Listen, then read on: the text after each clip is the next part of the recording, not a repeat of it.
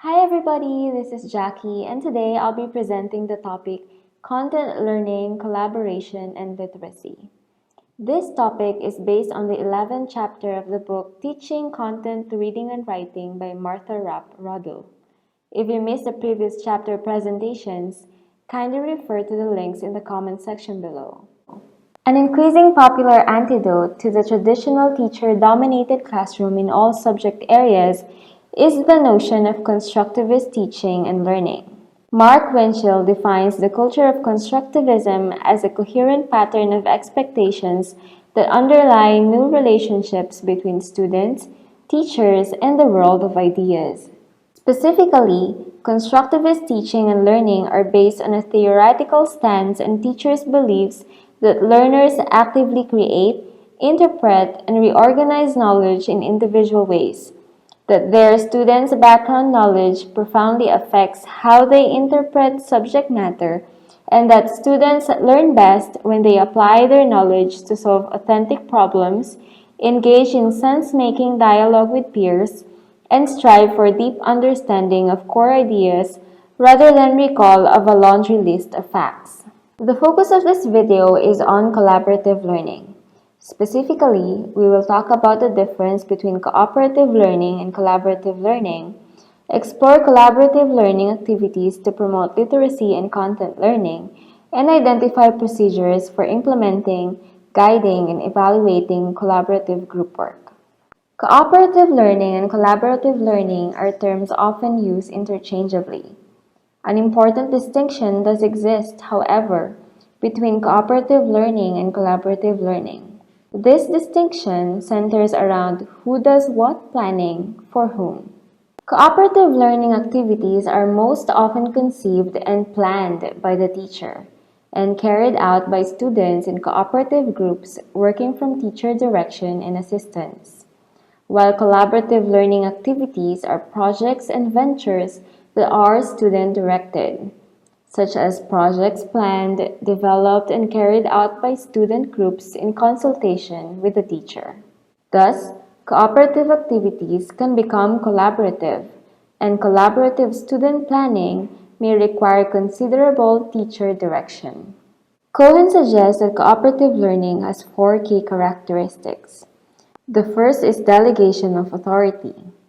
In cooperative learning classrooms, the teacher delegates some of the work of problem solving and self-monitoring to students rather than telling students how to solve problems and monitoring the work to prevent error or failures.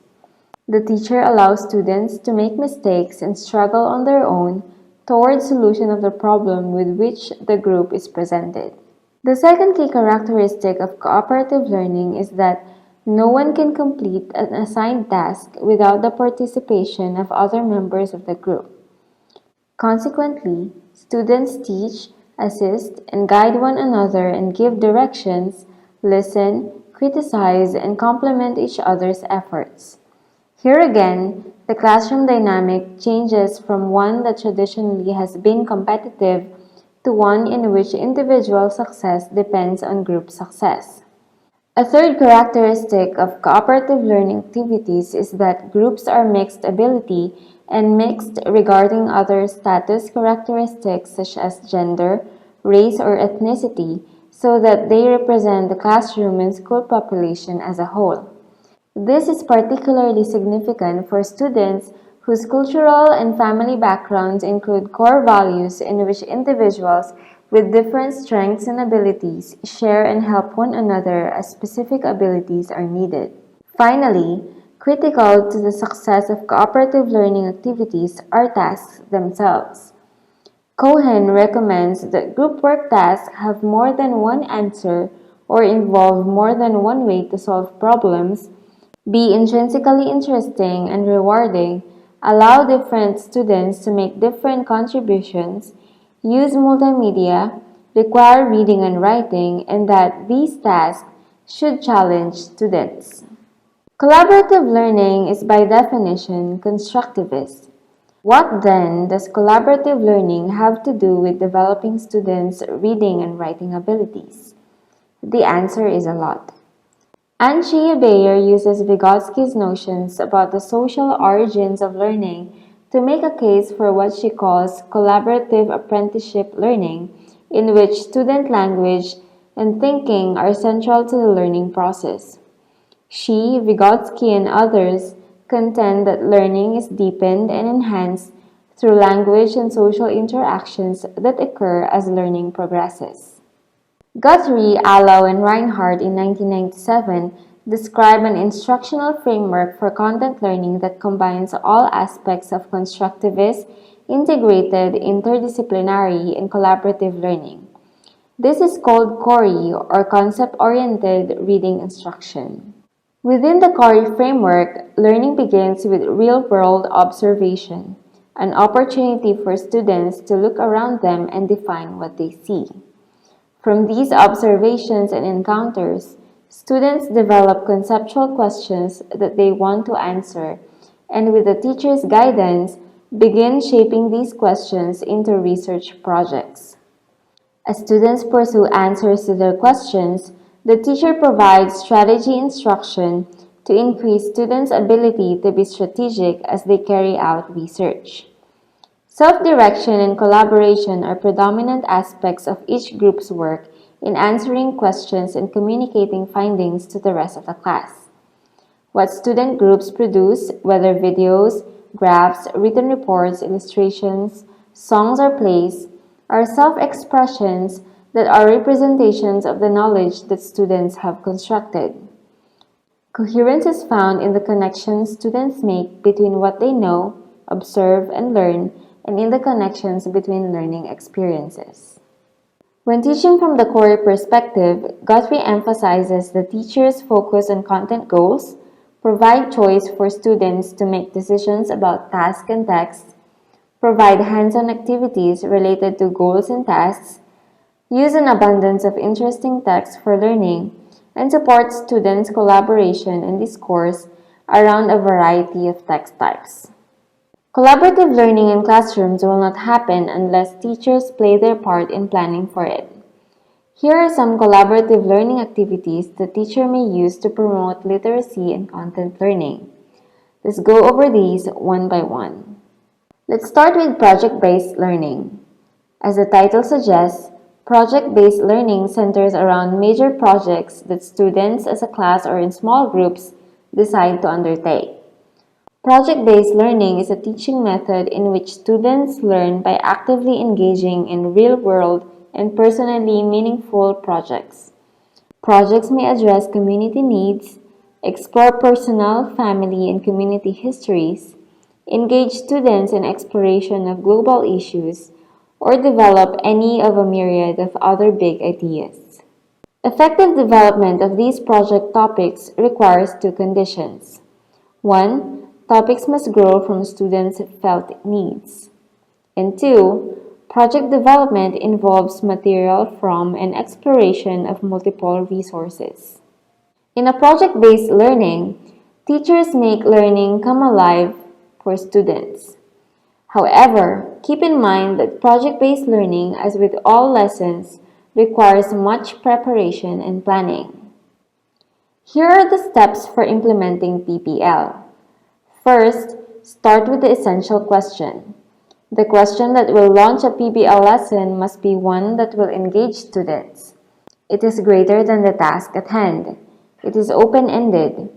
It will pose a problem or a situation they can tackle, knowing that there is no one answer or solution. The question should be a now question, a question that has meaning in students' lives. Second, design a plan for the project. It is essential that you have in mind which content standards or objectives will be addressed. You may also plan with other subject area teachers so you can integrate as many subjects as possible into the project. Third, create a schedule. Design a timeline for project components. Realize that changes to the schedule will happen. Be flexible but help the students realize that a time will come when they need to finalize their thoughts, findings, and evaluations. You may use a Gantt chart in doing this. Fourth, monitor the students and the progress of the project. Teachers need to maintain control without preventing students from taking responsibility for their work. We can do this by facilitating the process and the love of learning, teaching the students how to work collaboratively, designating fluid roles for group members, reminding them that every part of the process belongs to each individual and needs each student's total involvement, providing resources and guidance, and assessing the process by creating team and project rubrics. Fifth, assess the outcome. Assessment meets many needs. It provides diagnostic feedback, helps educators set standards, allows one to evaluate progress and relate that progress to others, gives student feedback on how well they understand the information and on what they need to improve, and helps the teacher design instruction to teach more effectively. You may also give students the opportunity to conduct self-assessment. However, sometimes a student's assessment and the teacher's assessment don't agree. If this happens, schedule a student-teacher conference to let the student explain in more detail his or her understanding of the content and justify the outcome. Finally, evaluate the experience. How do we expect our students to synthesize new knowledge if they are not given time to reflect on what they have discovered? So, what teachers need to do is to designate a time for reflection of the daily activities. You may allow for individual reflection, such as writing in journals, as well as group reflection and discussion. Research suggests a lot of positive outcomes of project-based learning. I came across Spencer's graphic, which clarifies 13 potential outcomes of a well-designed PBL as featured in teachthought.com. When students engage in PBL, they learn project management, they grow more empathetic, they become hackers and rebels in a good way, they become systems thinkers, they become explorers, they become wildly and unabashedly different, they are more engaged in the learning, they learn to take creative risks, they are ready for the creative economy, they make deep connections between ideas, they think divergently, they engage in interactive thinking, and they become problem solvers. As you and your students become more comfortable using the internet inquiry approach can be an effective and high-interest method for developing research skills. Internet inquiry is a student-directed inquiry activity that has 5 action phases. The first one is ask. Ask begins with students' curiosity about the world, ideally with their own questions. The teacher can stimulate the curiosity of the student by giving an introduction talk related to concepts that have to be acquired. It is important that students formulate their own questions because they can explicitly express concepts related to the learning subject. The first phase leads to investigate. The second phase, which should exploit initial curiosity and lead to seek and create information. Students collect information, study, collect and exploit resources, experiment, look, interview, and draw. They can redefine the question, make it clearer, or take another direction. Investigate is a self-motivating process totally owned by the active student. The next phase is create. Collected information begins to merge and students start making links. Here, ability to synthesize meaning is the spark which creates new knowledge. Students may generate new thoughts, ideas, and theories that are not directly inspired by their own experience. They write them down in some kind of report. The fourth phase is discuss. At this point, students share their ideas with each other and ask others about their own experiences and investigations. Comparing notes, discussing conclusions, and sharing experiences are some examples of this active process. The last phase is reflect. This step consists in taking time to look back.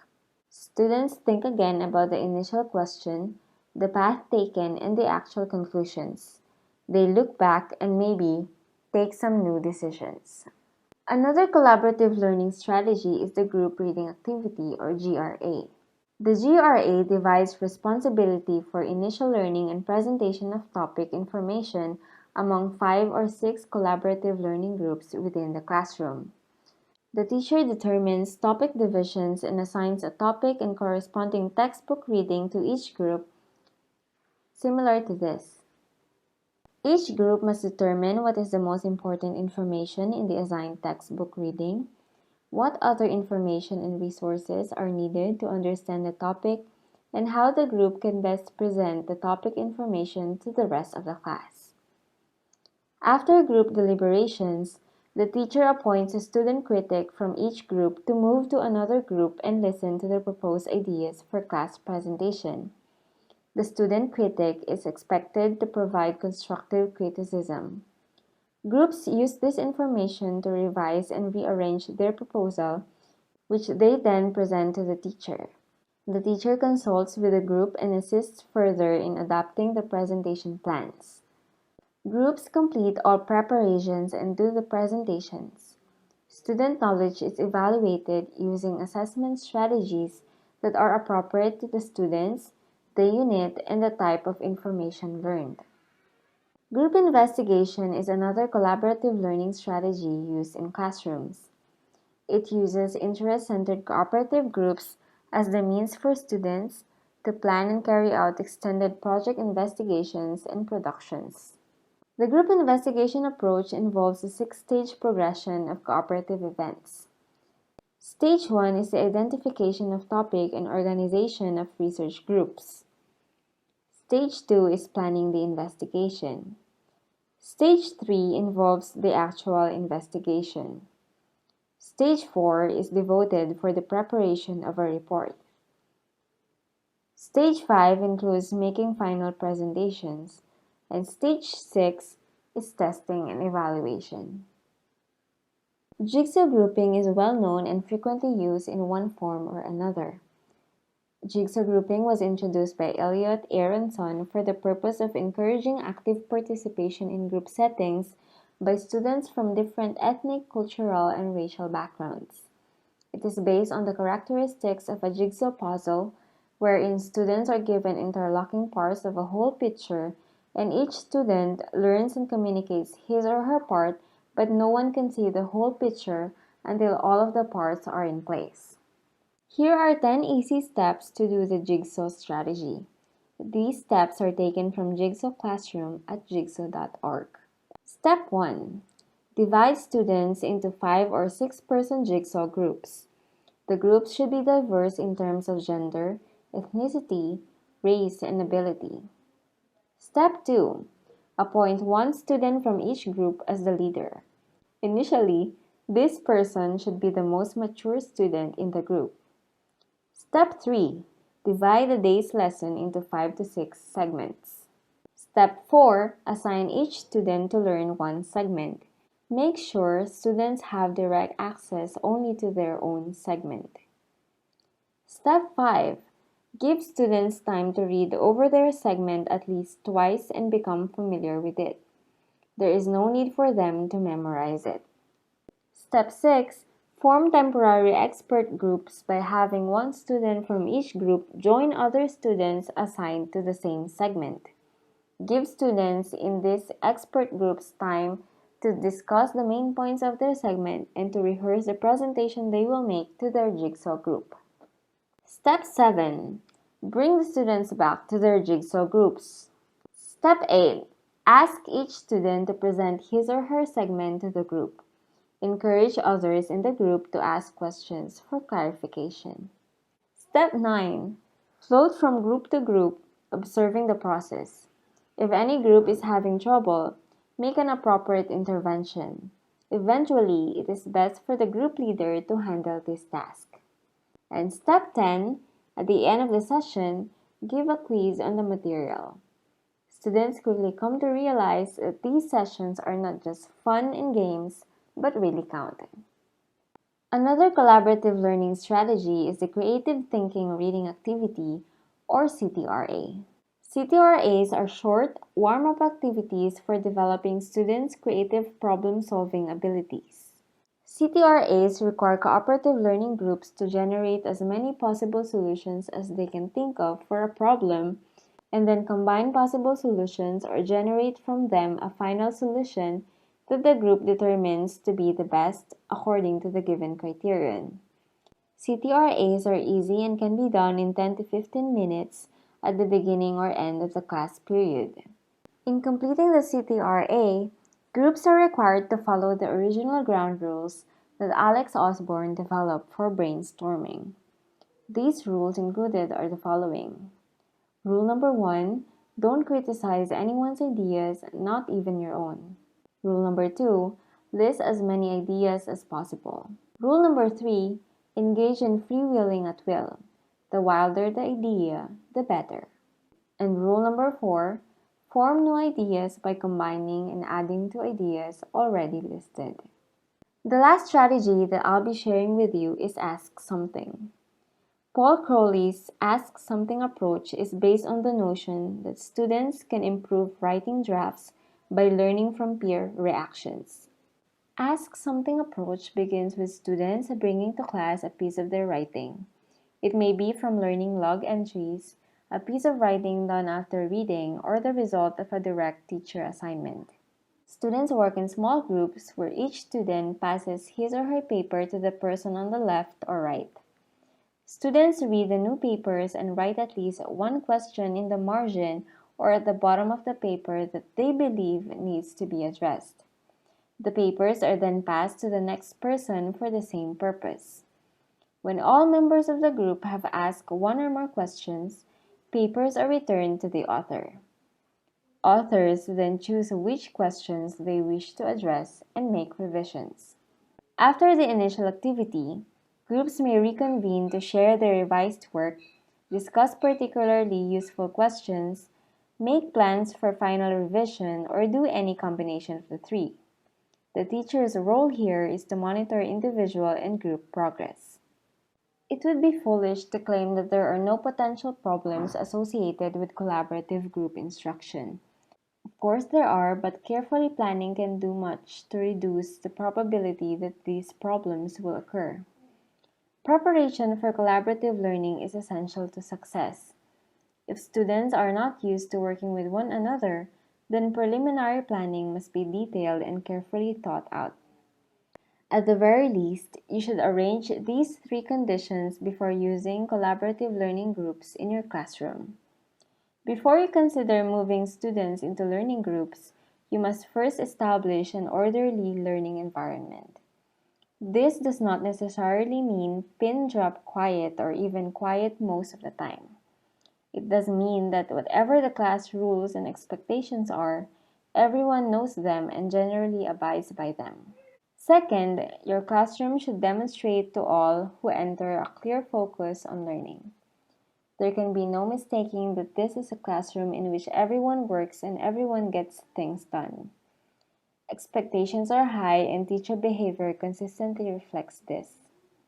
Finally, whatever your class is, it is consistently that.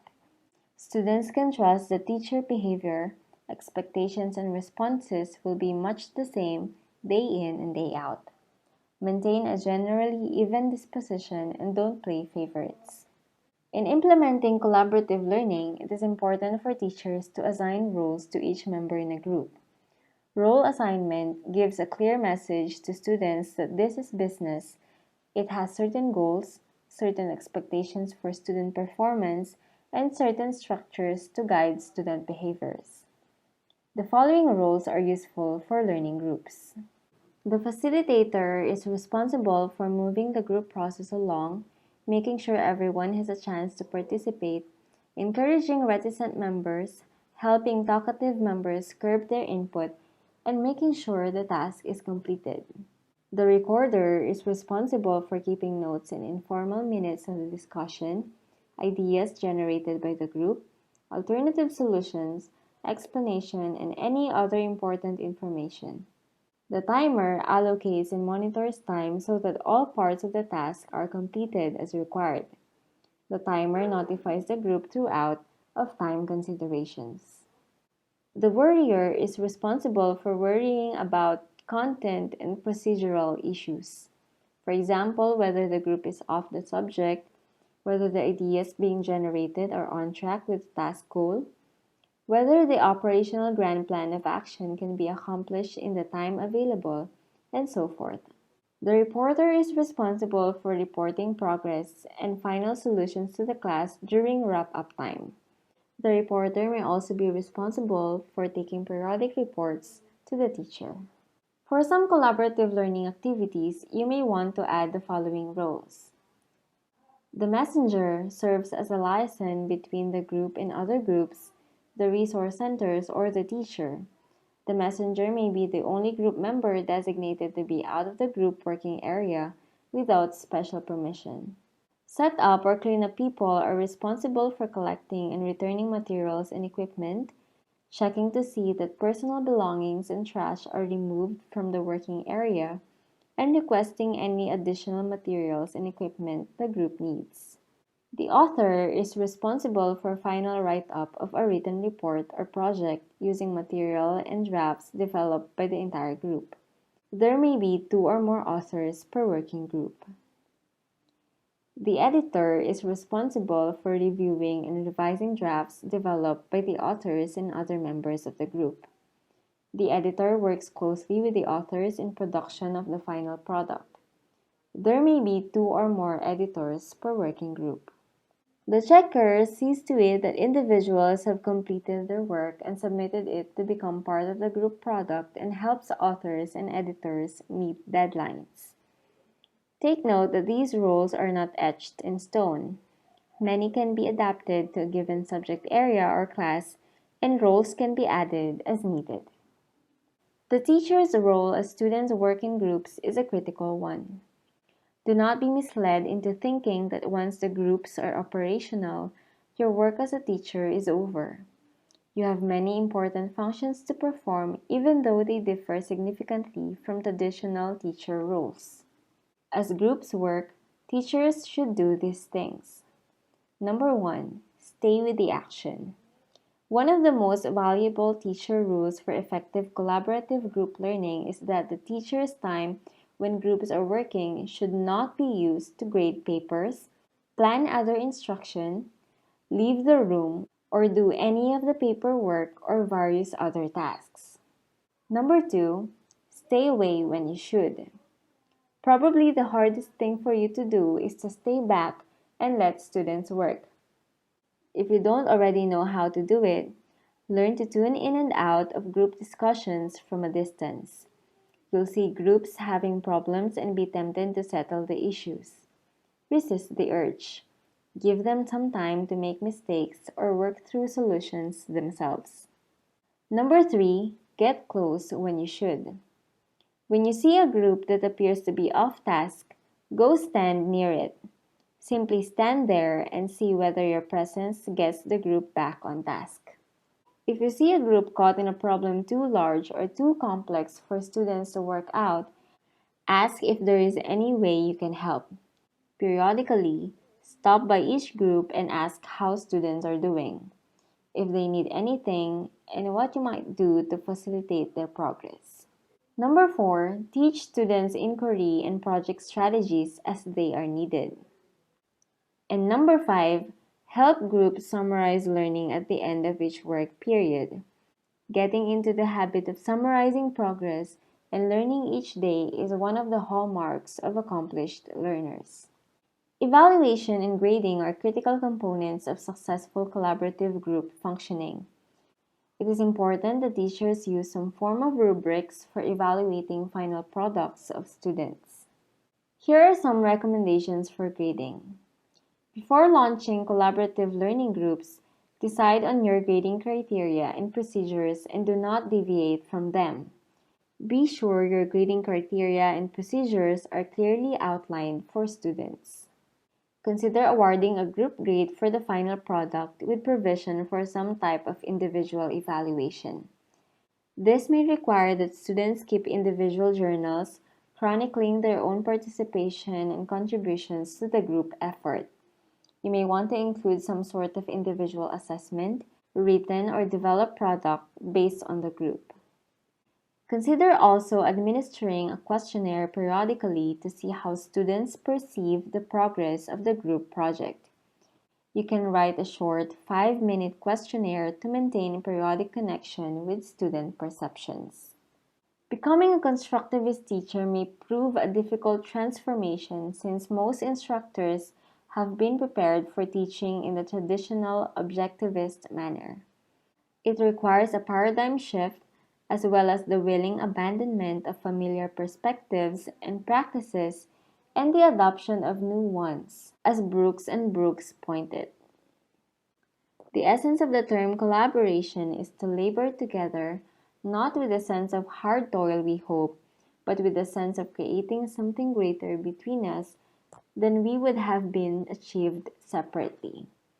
When students collaborate, they share ideas and learn with other students. This principle exploits the old saying that two heads are better than one. Thank you so much for watching this video. See you next time.